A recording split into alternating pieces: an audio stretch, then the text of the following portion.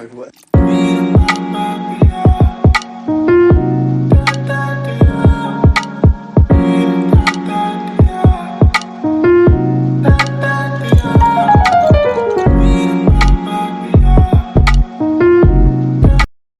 এখনকার বাচ্চারা এতটাই অ্যাডভান্স কি বলবো। আগের দিন রাত্রিরে ওকে ওর পাপা মোবাইলে কার্টুন দেখে। তো আমাদের টিভিটা তো খারাপ হয়ে গেছে, আমাদের ঘরেরটা। মায়ের ঘরে টিভিটা আছে, কিন্তু ওরা তো সন্ধ্যেবেলায় সিরিয়াল টিরিয়াল দেখে, তো সেই কারণে আর চালানো হয় না। দিনের বেলা চালায়, ওই টিভিটাতেই দেখে।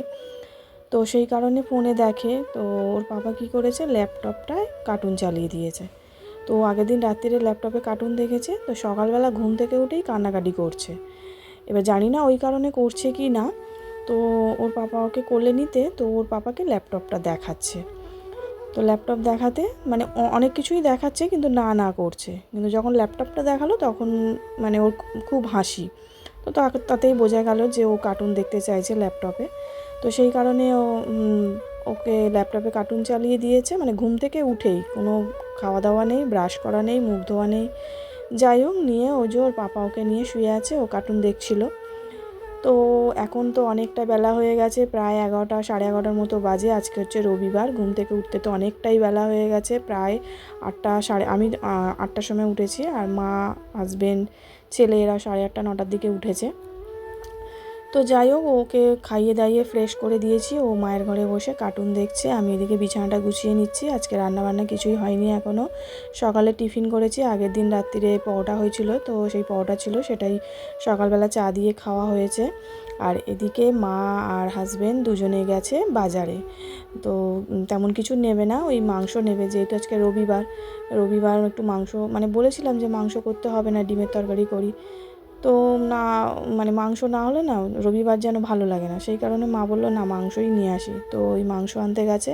মাংস আর মাছ নেবে। মাছ বাড়ির সামনে আসে, কিন্তু আজকে তেমন একটা ভালো মাছ আসেনি বলে ওই জন্য মা বললো যে তাহলে মাছও একটু নিয়ে আসবো, মাংস নিয়ে আসবো।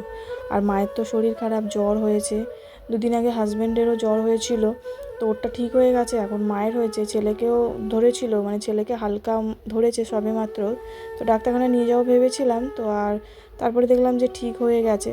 আজকে তো রবিবার, শনিবার দিনকে ওকে নিয়ে যাবো ভেবেছিলাম। তো সকালবেলা কাজ করতে করতে না দেরি হয়ে গেছে। তো তারপরে যখন নিয়ে যাওয়ার সময় তখন দেখি বৃষ্টি চলে এসেছে।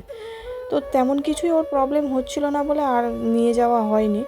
তো আজকে রবিবার, আজকে ভেবেছি বিকেলবেলা নিয়ে যাব যদি অসুবিধা হয়। তো দেখছি তো সকাল থেকে তেমন কিছুই হয়নি। নাক দিয়ে জল গড়াচ্ছিল, সেটাও বন্ধ হয়ে গেছে। শুধু নাক দিয়ে জল গড়াচ্ছিল, আর তেমন কিছুই হয়নি। তো যাই হোক, ওদিকে মা হাজবেন্ড দুজনেই চলে এসছে বাজার থেকে।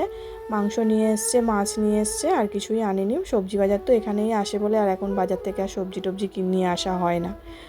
তো যাই হোক, এই যে এখন আমি মাংসটা চাপাবো। মাই করে, কিন্তু মায়ের শরীরটা যেহেতু খারাপ, আর এই জ্বরটা হলে না মানে শরীর দুর্বল করে দিচ্ছে, আর সারা শরীরে ব্যথা, গাঁটে গাঁটে ব্যথা। তো ওই মা শুয়ে আছে, মা করছিল, আমি বললাম যাও তুমি শোও, আমি করছি।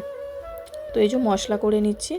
আগের দিন শুক্রবারে আলুর দম করবো বলে মশলা, মানে বললাম না হাজব্যান্ডের শরীর খারাপ, তো ও বলছিল ঝাল ঝাল খেতে ইচ্ছা করছে। তো সেই জন্য ভেবেছিলাম যে ওকে একটু ঝাল ঝাল আলুর দম আর পরোটা খাবে বলেছিল, তো করে দেবো। তো তারপরে বললো থাক, করতে হবে না, শনিবার দিন করে দিও। তো শনিবার দিন করে দিয়েছিলাম, আর করিনি। আর মশলাটা থেকে গেছে, শনিবার যেহেতু নিরামিষ, সেই কারণে আর মশলাটা লাগেনি।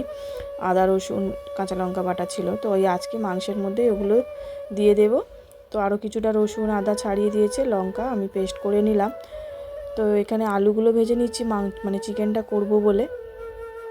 তো যাই হোক বন্ধুরা, আমি অপর্ণা, আমার এই আরেকটি নতুন ব্লগে আপনাদের সবাইকে জানাই স্বাগত। আশা করি এই ভিডিওটি আপনাদের ভালো লাগবে। যদি ভালো লাগে তাহলে একটা লাইক করে দেবেন, আর ভিডিওটি কেমন হয়েছে অবশ্যই কমেন্ট করে জানাবেন। যদি ভিডিওটি একটু হলেও ভালো লেগে থাকে তাহলে চ্যানেলটি সাবস্ক্রাইব করে বন্ধু হয়ে পাশে থাকার জন্য অনুরোধ রইল। তো এই যে এখন আলুগুলো ভেজে তুলে নিয়েছি, আর পেঁয়াজ মানে কাটাকুটি সবই মাই করে দিয়েছে।